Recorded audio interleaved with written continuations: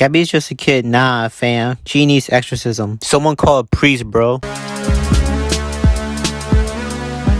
So episode 11 of Attack on Titan was released, titled Counterfeit. This episode centered its attention towards the war candidates Falco, Gabi, along with Sasha's sister Kaya, as well as other moments that took place in this episode. So let's talk about it, shall we? So the episode starts off with Gabi losing her mind as Falco is frantically what's going on, and we could see from her facial expression that she's not doing great at all, being locked up. We see a guard pulled up to the cell and unlocked to help Gabi. Then once he got close enough, all of a sudden, well, bam! Gabi hits the guard with a brick wrapped in a cloth and proceeds to beat the living hell of that poor guard. After that, Gabi and Falco were successful in escaping the prison. While escaping, Falco told Gabi that the guard was generally worried about her. However, in Gabi's point of view, she said those island devils would have killed them eventually as they both start booking it to the woods. Afterwards, we see a transition of Reiner waking up from his bed. Porco and Peck are there next to him. Once Reiner woke up, he told him he heard Gabi and Falco's voices and asked them where they were. The next day, Gabi and Falco are seen in a river. Falco said to Gabi to take out the armband, and Gabi said the people in his hand don't know what it means anyway, as Falco then tells her that there is no way for them to get back to Marley. Gabi, however, was set to find Zeke and ask him why he betrayed Marley before she gets captured or killed, as Gabi then tells Falco that he shouldn't follow her to her doom, and Falco agrees to that to a certain extent as he snatches Gabi's armband, and Gabi quickly throws him to the ground, as you see from Gabi's face that she believes as a good Eldian. Thinking about the armband, she is no different from the Eldians living in this island, who she called them devils. From talking to one another, Gabi takes back her armband as tears form in her eyes as she asks Falco, why did you follow me? There's no reason for you to die too, which shows that she feels bad that Falco could get himself killed if she's around Gabi. Then out of the woods, Kaya, Sasha's sister, makes her appearance, asking Falco and Gabi what they're doing and where they came from. Both of them were puzzled, and Gabi tells her she won't say it and comes up with a lie that they both ran away from home as she grabs a rock to most likely kill Kaya. Kaya then sees that situation and invites them to eat in her house as they both approach the farmlands. Gabi says they could use a horse to escape as the soldiers could come by to investigate the area, adding on that she can't eat with other island devils. Kaya comes out of her house and said to them to come in, and Falco told Gabi to not do anything stupid. Once inside, we see Sasha's family, and with the dad speaking to them, Gabi notices he's speaking in South Marlian accent. Then Falco introduced himself as Ben and Gabi as Mia, stating that they're both siblings, claiming they both ran away from home and asked them to stay a couple of days in their household. As Sasha's father responded, you can stay as much as you like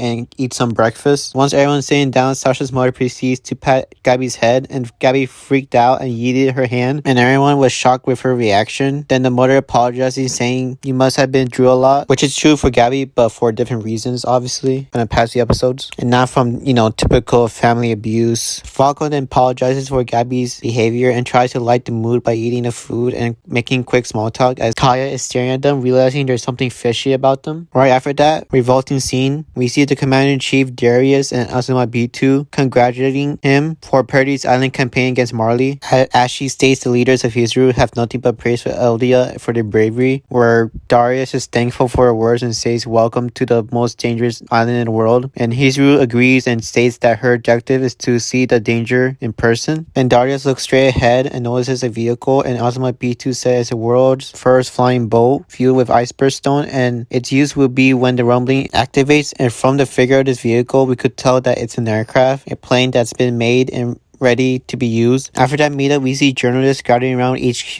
all asking Hanji a lot of questions of the recent events about airmen and volunteers being held captive. Hanji gets annoyed and tries to dodge those questions. However, when one of the journalists asks her if what she says is to be believed and be okay about what's going on, Hanji turns her back and tells him everything they do is for the sake of the alien people, as she opens and closes the gates on them. Once Hanji finally makes her way through, she opens the doors, and we see Aaron's friends are present along with Fluge and 3 other people sitting down in chairs. They leaked the info as Fluge said that Aaron should be free as he did nothing wrong. Following along that the rumbling will be the key to success, and Aaron has saved the Eldian people in their rise as a new Eldian empire. Hanji believes if the rumbling happens, it won't guarantee the island's safety, and Fluge replies that because Aaron is locked up, he should be the one to lead Eldia to a better future. Hanji agrees with what Fluge said, and it's her responsibility for going along Zeke's plan. However, she can't allow Amor insubordination, as Hanji orders for them to be sent to the detention room for leaking information about Eren, as Flooch obliged with her order, as he believes it will lead to victory for humanity within the wall. Once they all got themselves behind bars, Laos asks Mikasa if this was the same cell she's been to, and Mikasa says to her, no, it isn't. Laos was disappointed, but she turns to Mikasa with a smile as she states she doesn't regret what she did, as the Survey Corps' goal is to win, whereas the rules are not always absolute. Mikasa then politely asks Laos to stop talking as he could expand her sentence. Dodging her advice, Laos tells Mikasa about that time when she killed a Titan a few years ago, which saved Laos when she was young, saying since that day she tried to be just like her. After her story, she asks Mikasa why she joined the Survey Corps and mentions Eren's name as Mikasa walks away and tells Laos to shut her mouth. Once Mikasa moves further away, Laos makes a loud thump, and Mikasa looks back and sees Laos does a Sasageo salute with a serious face. Then all of a sudden, Mikasa starts having a serious headache and flashbacks of young Eren killing the kidnappers as the voice of Eren coming from their head says, it's all fine now, Mikasa. After that flashback, we see where Yelena is held captive. Pixie is there asking Yelena about her relationship with Flooch as he reveals Flooch got detained for spreading secret information about Eren, as well as stating that Yelena has ties with Eren since her loggings were close to Eren, and it was during that time Eren started making unauthorized actions. Afterwards, we see Gabi getting chewed by Jean, the horse. We see both Gabi and Falco are working at the barn while they're having a conversation on what's best they could do in their situation, and Falco insists they just had to blend in with them, on top of explaining to Gabi that the whole world will invade the island with their armies, as he believes that his brother and Reiner will come to rescue them. Even so, Gabi wants to see Zeke, however Falco tells her that's not how things might go and tells her to sit tight for now. Then Kaya appears in front of the barn and tells them that it's lunchtime. So the three of them go eat next to the fences. Falco says to Kaya that everyone here pretty much works, and Kaya confirms that and explains that everyone here is an orphan who is supported by the Queen's policy to support children who lost their parents 4 years ago. After the explanation, Gabi says what's in her mind to Kaya, saying, looks like you haven't admitted your sin. Your people committed a horrible crime against the world. Have you forgotten that? And she goes on preaching the acts of what Eldians cause to harm humanity. As Falco argues with Gabi, they become surprised when Kaya mentions to them if that was the history they were taught back in Marley. Falco was confused and panicked a bit from this as Gabi grabs a pitchfork and attempts to kill Kaya for learning too much about them. While she tries to go at her, Falco stops Gabi as they both tussle with the pitchfork. From that commotion, they manage to gather a number of spectators, as it seems Gabi and Falco's cover was blown from the people who asked what was going on. Kaya told them out loud that Mia was jealous that her brother was stolen away, which was enough to save both Gabi and Falco from blowing their covers. From that whole scene, Falco asks Kaya why, as the scene transitions to the village that Kaya used to live in, and then Kaya shows them the house she lived in with her mom and tells her that her mother died a gruesome death by a titan who ate her alive. And from Gabi's facial reactions, it's like she saw a ghost, totally shell-shocked hearing that. Kaya then goes on saying that the world hates them for being devils and asks them what did her mom do? What did she do that made the whole world hate them so much? Hearing this, Gabi let out everything to counter Kaya's question, saying that you people have been mass killing each other for thousands of years, as she's referring to the Eldians who escaped to Paradise Island. The Eldian race ruled the world with the power of titans, wiping out the cultures, forcing people to have their own children, and killing a lot of people. With Gabi shouting at her to stop playing a victim here, Kaya spoke up that her mother was just born here and did none of those evil deeds. As Gabi says the whole problem here is the sins of your ancestors who committed those crimes, Kaya said what sins are the people from this island committing now? As Gabi responds that you people trample my home, but Kaya replies that her mother died 4 years ago, so that can't be her sin. Gabi again restates her statement on the Eldian ancestors. As Kaya's face gets closer to Gabi shouting at her that her mom didn't kill anyone, so she asks Gabi why her mother's death had to be so painful. As Kaya starts to form tears from her eyes as she asks Gabi to tell her why her mom was eaten. With Gabi left speechless, Falco says it's because of Renaissance, stating that 4 years ago a mission was done in Paradise Island to prepare a large-scale attack, which Kaya's mother happened to get wrapped in it, as Falco tells Kaya that her mom did nothing wrong and apologizes to her. Once Eren was calmed down, Kaya thanked Falco for telling that information to her while saying there's no need to apologize to her, as she tells them that they happened to be born in Marley. As the sun sets, Falco asks Kaya how she survived that situation, and she tells him that this girl saved her by hitting a titan with an axe, whereas at the end she let Kaya escape as the woman fought the titan alone. Kaya tells them if she was still alive, she will never leave two kids like them with nowhere to go, alone just like her. Mentioning that story to them, Kaya then drops a bombshell that her and her family were invited by a Marleyan chef to eat his food, and she believes if they tag along, Gabi and Falco could return back home to Marley. Gabi asks her why, meaning why go through that to help them, and Kaya states that she wants to be more like the woman she mentioned to them who saved her when she was a child, as the episode ends there. However, this episode had a after credit scene, so before I jump into who Kaya mentioned, the after credit scene showed the aftermath of the city of Libero after Eren's assault. The commander of Marley tells the other Titan shifters in a meeting that they found parts of Zeke's body and how they